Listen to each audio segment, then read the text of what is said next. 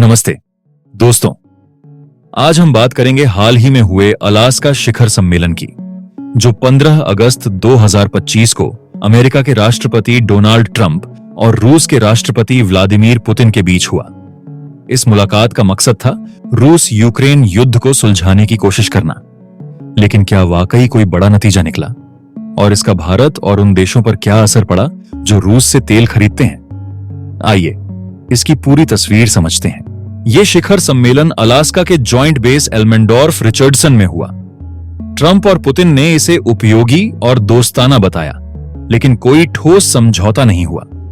Trump ने कहा, जब तक डील फाइनल नहीं होती तब तक कोई डील नहीं। मतलब रूस यूक्रेन युद्ध पर कोई सीज फायर या शांति समझौता नहीं हुआ।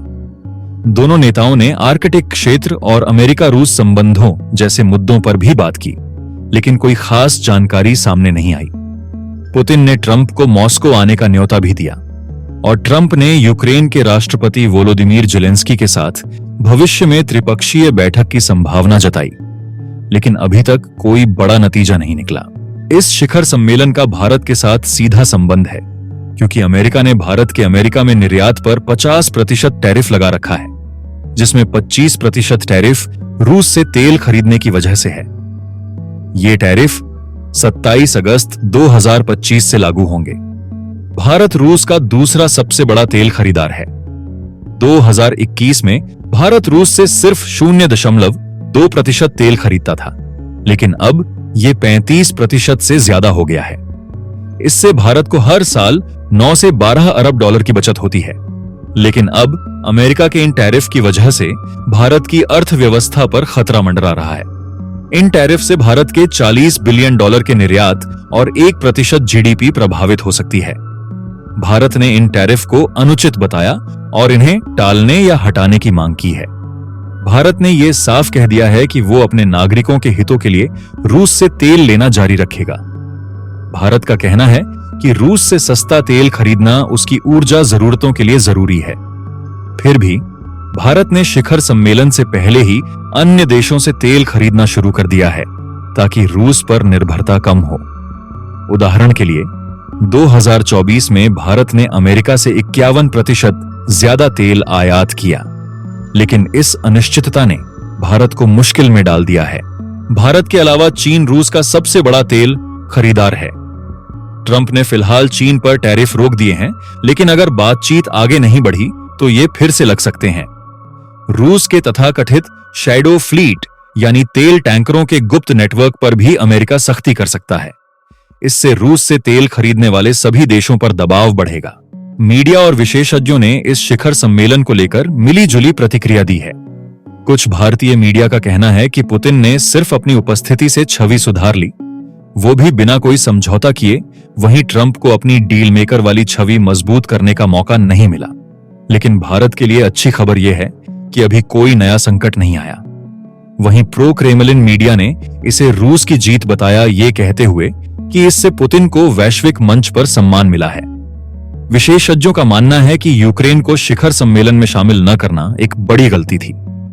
एक्सपर्ट्स ने कहा कि यूक्रेन और यूरोपीय संघ की अनुपस्थिति से स्थायी शांति लाना मुश्किल है। यूरोपीय नेताओं ने पुतिन की टिप्पणियों को प्रोपेगेंडा बताया, जबकि कुछ नेताओं ने इसे दुनिया के लिए सुरक्षित कदम कहा। कुछ अमेरिकी सांसद आशावादी हैं कि त्रिपक्षीय बैठक से युद्ध खत्म हो सकता है, लेकिन दूसरों को डर है कि यह रूस को वैधता दे सकता है। भारत के लिए विशेषज्ञों का कहना है कि टैरिफ और रूस के साथ रक्षा संबंधों पर दबाव भारत को अपनी रणनीति को लेकर फिर से सोचने पर मजबूर कर सकता है। ट्रंप की स्ट्रैटेजी साफ है, वो टैरिफ जैसे आर्थिक हथियारों का इस्तेमाल कर रूस पर दबाव बना रहे हैं, ताकि वो यूक्रेन युद्ध में पीछे हटे। अमेरिकी वित्त मंत्री स्कॉट बेसेंट ने भी कहा कि अगर बातचीत विफल रही तो टैरिफ और बढ़ सकते हैं। भारत इस बीच रूस के साथ अपने पुराने दोस्ताना रिश्तों और अमेरिका के साथ बढ़ते व्यापार को संतुलित करने की कोशिश कर रहा है। 17 अगस्त 2025 तक शिखर सम्मेलन से कोई बड़ा नतीजा नहीं निकला। ट्रंप आशावादी हैं, लेकिन 27 अगस्त की टैरिफ डेडलाइन भारत के लिए बड़ी चुनौती बनी हुई है। वहीं अगस्त में होने वाला अमेरिकी टीम का भारत द्वारा फिलहाल रोक दिया गया है, जिससे भारत के साथ व्यापार वार्ता अटकने की संभावना है। अगर ये टैरिफ लागू हुए तो भारत की अर्थव्यवस्था और ऊर्जा सुरक्षा पर गहरा असर पड़ेगा। साथ ही रूस की अर्थव्यवस्था, जो तेल निर्यात पर बहुत निर्भर है, वह भी प्रभावित होगी। इससे वैश्विक तेल बाजार में भी उथल पुथल मच सकती है और तेल की कीमतों के बढ़ने की संभावना है। अलास्का शिखर सम्मेलन ने रूस यूक्रेन युद्ध को सुलझाने की उम्मीद जगाई थी, लेकिन कोई ठोस नतीजा नहीं निकला। भारत और रूस से तेल खरीदने वाले अन्य देश अब भी अमेरिकी टैरिफ और प्रतिबंधों के दबाव में हैं। भारत को अब अपनी ऊर्जा नीति और विदेश नीति में सावधानी से कदम उठाने होंगे। आगे चीजें कैसे बदलती हैं, यह देखना जारी रहेगा। तो दोस्तों, आप इस बारे में क्या सोचते हैं? क्या भारत को रूस से तेल खरीदना जारी रखना चाहिए या अन्य विकल्प तलाशने चाहिए? अपनी राय कमेंट्स में जरूर बताएं। और अगर आपको यह जानकारी पसंद आई तो इस वीडियो को लाइक और शेयर करना ना भूलें। अगली बार फिर मिलते हैं, तब तक के लिए नमस्कार।